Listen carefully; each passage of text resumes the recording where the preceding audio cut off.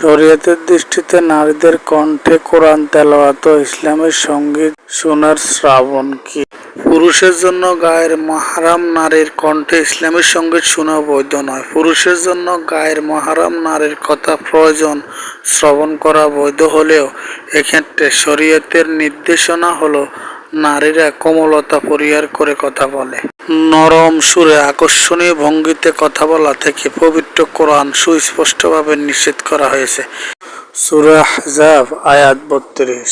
বর্তমানে যে কোনো সঙ্গীতে আকর্ষণীয় ভঙ্গিতে উপস্থাপনা করা হয়ে থাকে এবং এইগুলো শ্রবণ করা প্রয়োজনীয় কোনো বিষয় নয়।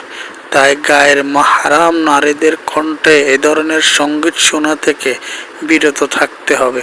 অবশ্যই ফিতনার আশঙ্কা না হলে ছোট ছোট মেয়ে শিশুদের কণ্ঠে শোনা নাজায়েজ নয়।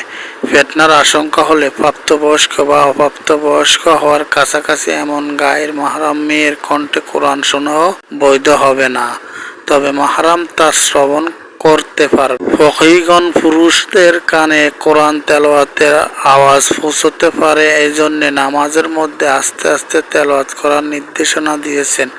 এমনকি কোনো কোনো ফকিহ উচ্চ সুরে তেলাওয়াত করলে নামাজ নষ্ট হওয়ার কথা বলছেন। যে নারীদের জন্য আজান দেওয়া উচ্চ সুরে তাসবিহ পড়া এজন্য নিষেধ করা হয়েছে যাতে পুরুষের কানে তাদের আওয়াজ না পৌঁছায়। মোট কথা, কোরআন তেলাওয়াতের ক্ষেত্রেও ফিতনার আশঙ্কা হলে পুরুষের কানে এর আওয়াজ পৌঁছে এমনভাবে পড়া থেকে বিরত থাকা কর্তব্য।